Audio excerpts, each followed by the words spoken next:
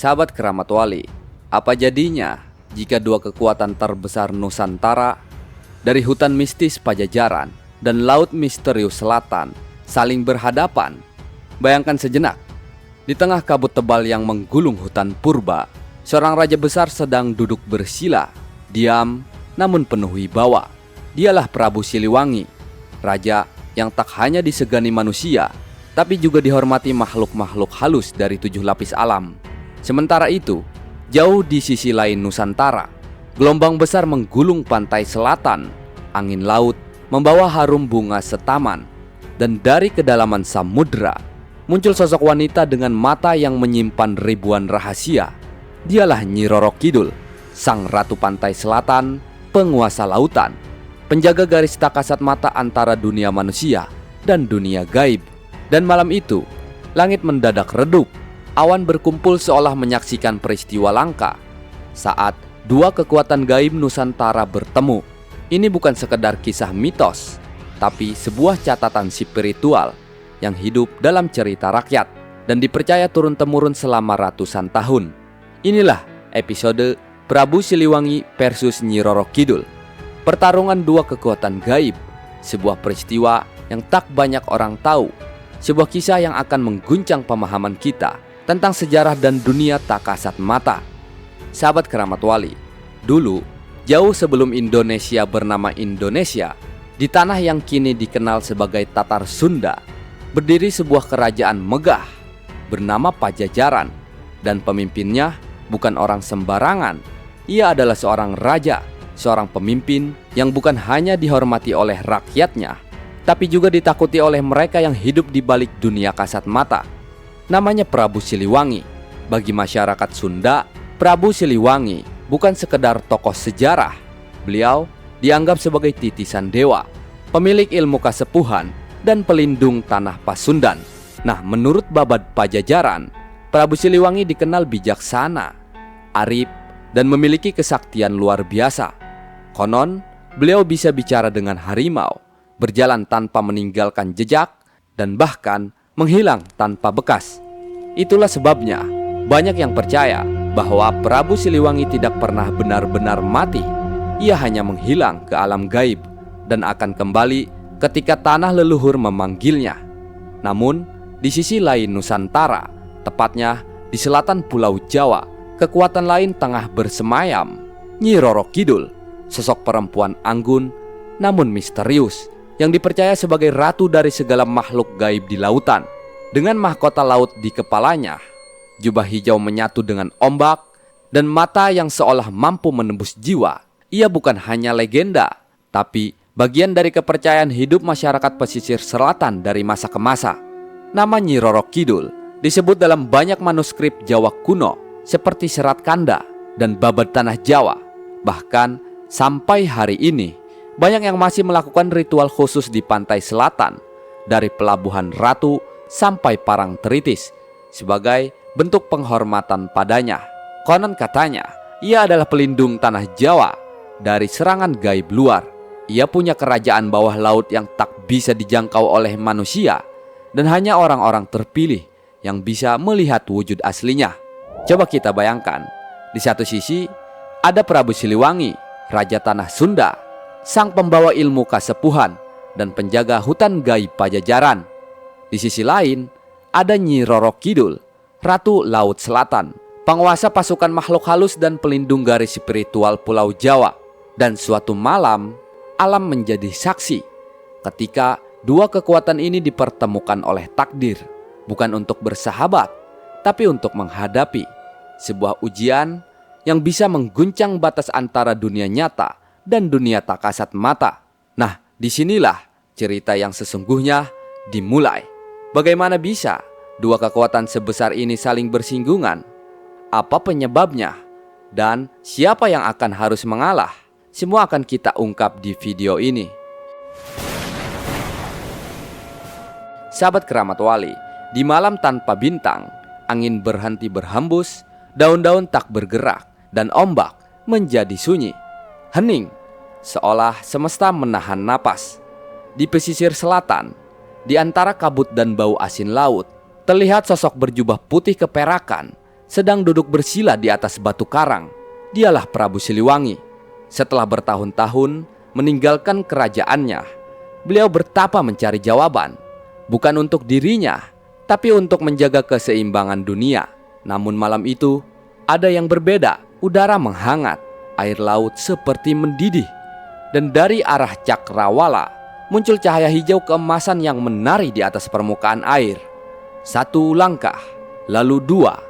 Air laut terbelah halus, seolah memberikan jalan. Dan dari balik kabut tipis muncullah sosok agung, anggun namun menyeramkan. Nyi Roro Kidul, Ratu Pantai Selatan. Matanya seperti danau hijau Jamrud. Pandangannya menembus ke dalam batin siapapun yang melihatnya. Namun Prabu Siliwangi tidak gentar. Mereka hanya saling memandang. Tidak satu kata pun terucap. Tapi di balik tatapan itu terjadi percakapan batin yang tidak bisa didengar manusia biasa. Prabu dari tanah utara, kenapa engkau menginjak wilayah kekuasaanku? Bukan untuk berperang, wahai Ratu Samudra, tapi untuk menyeimbangkan yang mulai miring. Keseimbangan tidak akan pernah utuh selama manusia mengingkari leluhurnya. Dan apakah engkau yakin mereka harus dituntun lewat rasa takut? Suara ombak tiba-tiba mengaum. Langit menggelap seketika. Kilatan cahaya menyambar dari kejauhan. Inilah titiknya. Pertemuan dua kekuatan gaib, dua energi besar Nusantara. Bukan pertarungan fisik, tapi benturan frekuensi antara tabrakan cahaya dan aura yang mengguncang dimensi antara dunia manusia dan dunia halus. Aura putih Prabu Siliwangi beradu dengan semburan hijau Jamrud dari sang ratu. Mereka tidak saling menyerang, tapi saling menguji keyakinan, menguji visi dan tugas masing-masing terhadap semesta. Lalu sesuatu terjadi. Prabu Siliwangi menunduk perlahan. Jika kau benar menjaga pantai ini, maka jagalah juga anak-anak bumi. Mereka butuh pelindung, bukan penguasa. Nyi Roro Kidul tersenyum. Senyumannya samar, tapi penuh makna.